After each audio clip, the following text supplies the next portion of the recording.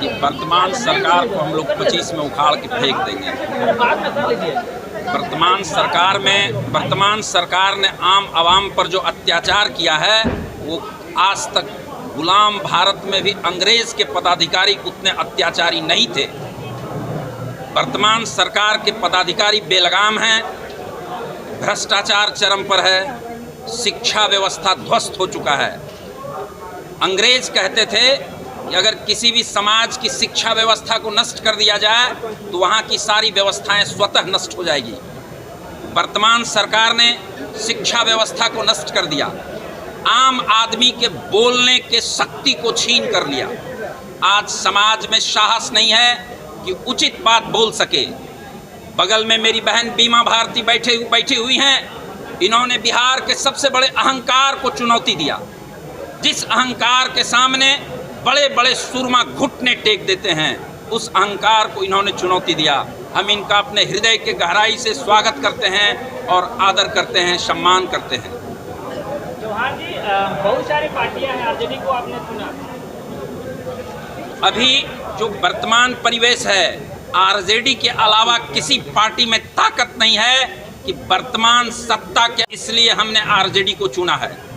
आप शिक्षाविद हैं, कहीं अमरपुर विधानसभा के लोगों को लेकर के क्या आज मैसेज देंगे या जैसा गठन जो आरजेडी में लिया? नहीं, अपन अमरपुर विधानसभा सहित पूरे बांका जिले उत्तर पूर्व बिहार के लोगों से हम यही अपील करना चाहते हैं आपके माध्यम से कि इस बार 2025 में नीतीश कुमार को फिनिश कर देना है और तेजस्वी यादव को ताजपोशी करना है पूरे आम आवाम समाज को मिलके। आपने निर्णय ले लिया 2025 तेजस्वी यादव फिक्स?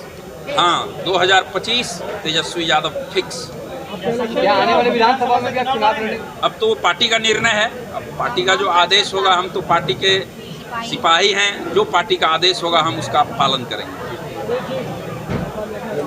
देखिए, आज जो है संजय चौहान जी हमारे जो आरजेडी पार्टी में जो है कि आज सदस्यता ग्रहण हुआ है। आज हम लोग का परिवार हो गए हैं राजद का, और जो वहाँ पर बांका, भागलपुर, जमुई जो है वहाँ पर जो है कि मजबूती हो गई और राजपूत समाज से आते हैं और मजबूती के साथ वहाँ पर जो है कि 2025 का जो चुनाव है, हमारे आदरणीय प्रतिपक्ष के नेता तेजस्वी यादव जी को मुख्यमंत्री बनाना है इस बार, और मजबूती से हम लोग लगे हुए हैं संगठन पर भी। और जो विचारधारा है हमारे पार्टी के, जो हमारे डबल इंजन की सरकार है बिहार में, किस तरह से बिहार का तानाशाही की सरकार है और हम लोग पूरा आम जनता जो है तंग हो गया है इस सरकार से, और इस सरकार को बदलना है।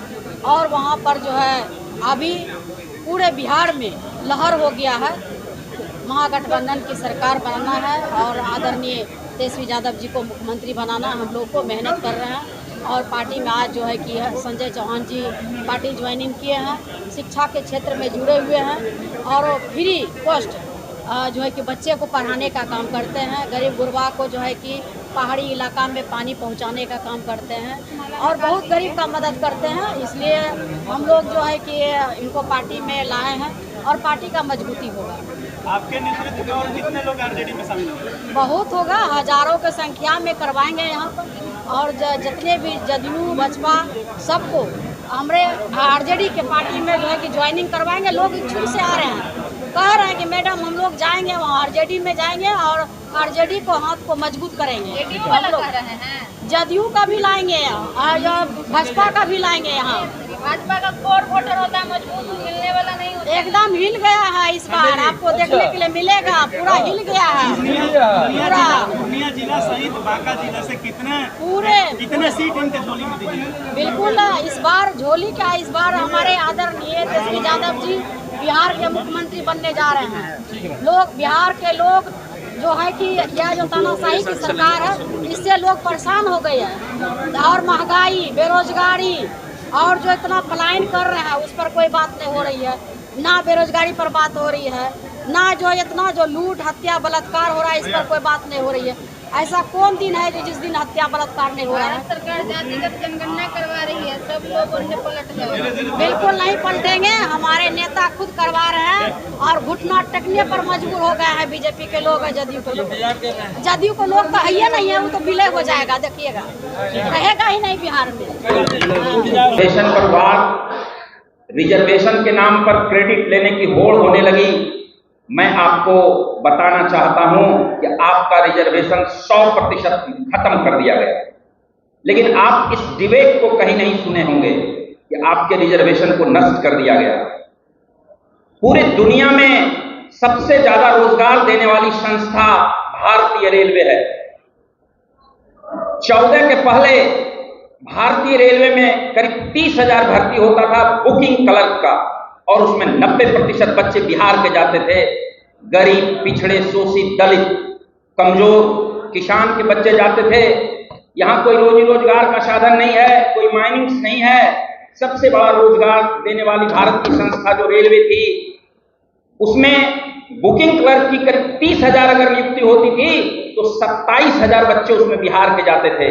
14 के बाद उस भर्ती को समाप्त कर दिया गया और एजेंसी के थ्रू नियुक्ति होने लगा, और एजेंसी के थ्रू जो नियुक्ति होती है उसमें किसी रिजर्वेशन के प्रोटोकॉल का पालन नहीं किया जाता है।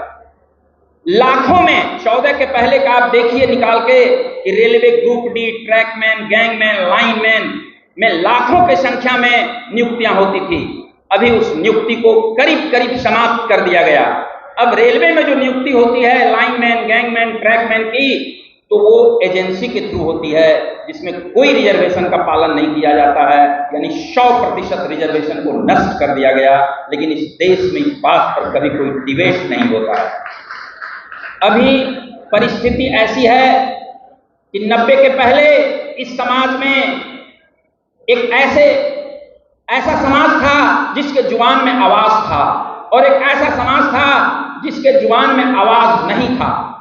90 में जब लालू यादव जी मुख्यमंत्री बने तो उन्होंने जिनके जुबान में आवाज नहीं थी उन्हें भी आवाज दिया। लेकिन 2005 में जब ये सरकार बनी तो जिसको नया आवाज मिला था, नया जुबान मिला था, और जिनको पहले से आवाज था, दोनों को जूते से रगड़ दिया गया, मसल दिया गया। जब भारत को अंग्रेजों ने गुलाम बनाया तो उन्होंने कहा कि भारतीयों को लंबे समय तक तुम गुलाम बना के तभी रख सकते हो जब इसके हौसले को तोड़ दो, इसको मसल दो, इसको रगड़ दो, उसके स्वाभिमान को तोड़ दो, इसको नीचा दिखाओ। तो अभी वर्तमान सरकार के पदाधिकारी उस अंग्रेजों से भी ज्यादा अत्याचार करते हैं। आप चले जाइए किसी कार्यालय में, आप किसी जिले के डीएम को फोन लगाइए, एसपी को फोन लगाइए, आपको गुलाम इंडियन समझता है, और एक खास समाज के लोग उसको उछल के वोट कर रहे हैं। तो हम खास करके अपने समाज के लोगों से अनुरोध करते हैं कि 20 साल में जो आप पर अत्याचार हुआ और आप बोल भी नहीं पाए, आपके ऊपर क्या जुल्म हुआ, और आपकी मजबूरी हो गई है कि आपके ऊपर अत्याचार भी हो रहा है और आप उछल के वोट कर रहे हैं। आपके ऊपर अत्याचार भी हो रहा है और आप बोल भी नहीं पा रहे हैं कि मेरे ऊपर अत्याचार हो रहा है। तो इसका जवाब हम लोग इस 2025 में देंगे। आप सबों के प्रति हम अपने हृदय के गहराई से आभार प्रकट करते हैं कि आप लोग आए, अपना समय दिए। हम इसके लिए आपके सदैव आभारी रहेंगे। और इन्हीं शब्दों के साथ हम मंच पर जितने भी हमारे अभिभावकगण बैठे हुए हैं उनके प्रति एक बार आभार प्रकट करते हुए अपनी वाणी को विराम देते हैं। जय हिंद, जय भारत, जय राष्ट्रीय जनता दल।